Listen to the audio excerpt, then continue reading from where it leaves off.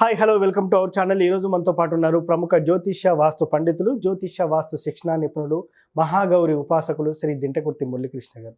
నమస్కారం గురువు గారు. నమస్తే హరి ఓం శివ. సార్, రథసప్తమి, ఈసారి రథసప్తమి ఎన్నో తేదీ వచ్చింది, ఏ రోజు జరుపుకోవాలి, ఎలా జరుపుకుంటే మనకు మంచి ఫలితాలు ఉంటాయంటారు? రథసప్తమి 16 ఫిబ్రవరి 16 ఫిబ్రవరి 2024 నాడు వచ్చింది. ముకుందా జ్యువెలర్స్ తెలంగాణలో మొట్టమొదటి ఫ్యాక్టరీ అవుట్లెట్ మన కొత్తపేటలో ఫిబ్రవరి 14న గొప్ప శుభారంభం. ఇది కూడా చాలా అద్భుతమైన రోజు నాన్న. సప్తమి మనకి సాంస్క్రిట్లో 7వ నెంబరు. ఓకే, ఫిబ్రవరి 16 1 + 6 7 నెంబర్.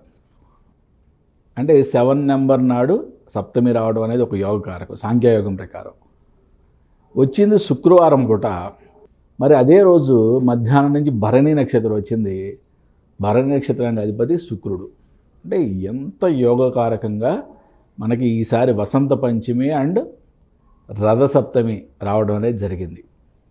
రథసప్తమి అంటే మనం సూర్య ఉపాసన చేస్తాం.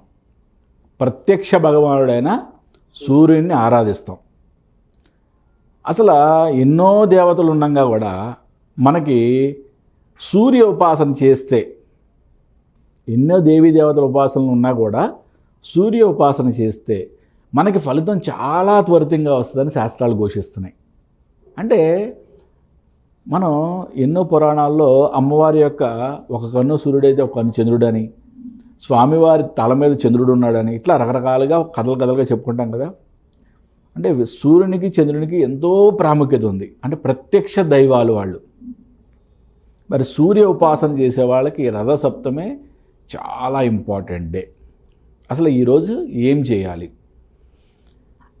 ఉదయాన అంటే మనకి సూర్యోదయానికన్నా ముందే మనం తలస్నానం చేయాలి.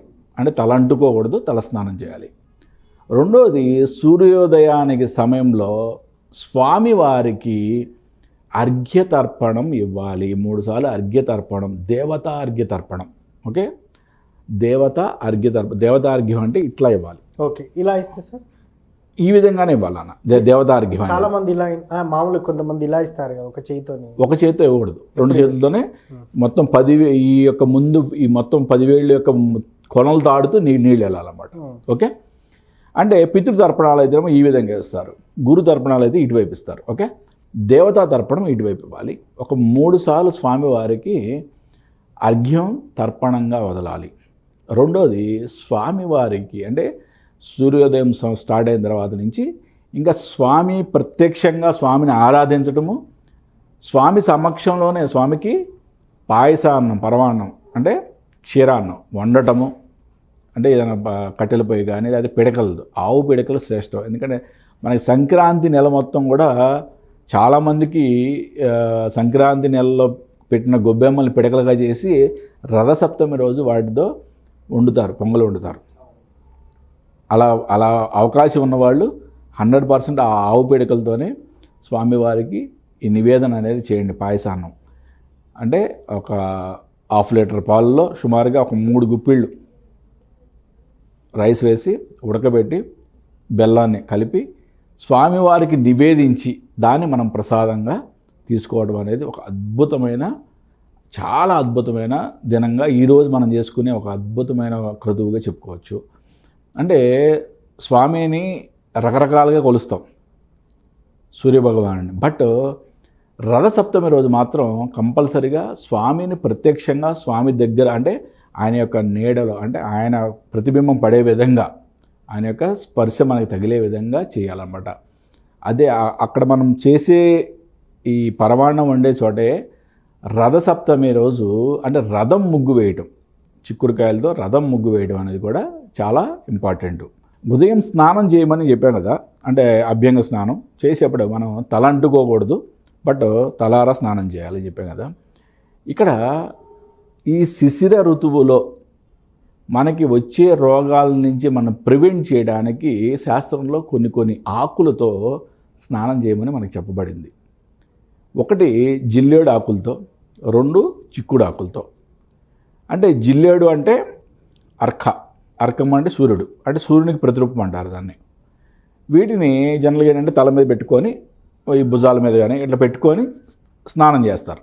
అంటే ఆకుల యొక్క వాటర్ ఆకులకు తగిలి మన శరీరానికి తగిలితే కొన్ని అంటే ఈ కాలంలో వచ్చి కొన్ని డిసీజెస్కి ప్రివెన్షన్గా ఉపయోగపడుతుందని శాస్త్రంలో చెప్పబడింది. అలాగే అర్కం అంటే జిల్లేడు ఆకులు దొరకని వాళ్ళు చిక్కుడు ఆకులు కూడా వాడతారు. ఓకే, ఈ 2 ఆకులు కూడా శాస్త్రంలో చెప్పబడి ఎవరైనా సరే ఈ 2 ఆకులు ఉపయోగించి ఉదయాన్నే స్నానం చేయడం, సూర్యోదయం తర్వాత స్వామివారి ఎదురుగా పూజించి స్వామివారికి అర్ఘ్యం వదిలి స్వామివారికి ప్రసాదం నైవేద్యంగా చేసి పాయసానాన్ని ఆ ప్రసాదాన్ని మనం స్వీకరించడం అనేది ఒక అద్భుతమైన క్రతువుగా చెప్పచ్చు ఈరోజు. సార్, ఈ రథసప్తమి రోజు సూర్యుడిని ఉపాసించాలని చాలా చక్కగా చెప్పారు సార్. ఆ రోజు చదవాల్సిన మంత్రం, జపం, ఆదిత్య హృదయం ఇలాంటివి ఉంటాయి కదా సార్? Sorry, exactly. సూర్యుని ఉపాసన గురించి చాలా చక్కగా చెప్పారు సార్. ఆ రోజు చదవాల్సిన మంత్రం ఏదైనా ఉందంటారు? ఆదిత్య హృదయం కంపల్సరిగా మనం ఎప్పుడైతే ఇప్పుడు ఈ పరవాణం వండడం అనే క్రతువు జరుగుతుందో అప్పుడు మనం ఆదిత్య హృదయాన్ని చదవడం, సూర్యమండల స్తోత్రాన్ని చదవడం కూడా చాలా అద్భుతమైన ఫలితాలు ఇస్తుంది. ఓకే, గురుగారు మాకు అవేమీ రావు, ఒక శ్లోకం చదువుకుంటాం. ఓకే, ఇవన్నీ అంటే ఇవేమి చేయలేము.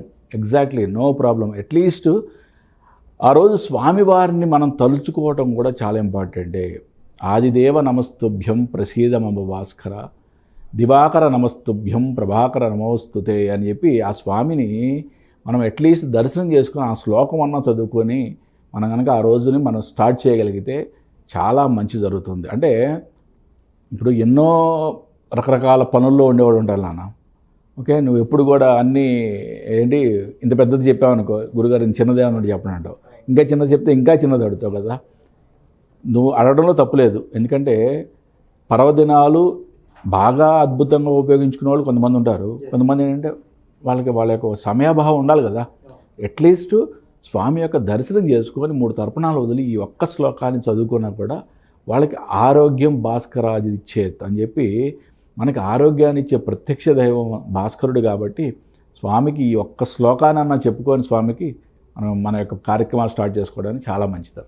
సో ఇది కొంతమంది రథసప్తమి రోజే చేయొచ్చా, ఎస్పెషల్లీ తర్పణం అనేది రోజు చేయొచ్చా అనేది కూడా అడుగుతారు. 100% ప్రతిరోజు తర్పణం వదలడం చాలా మంచిది నాన్న.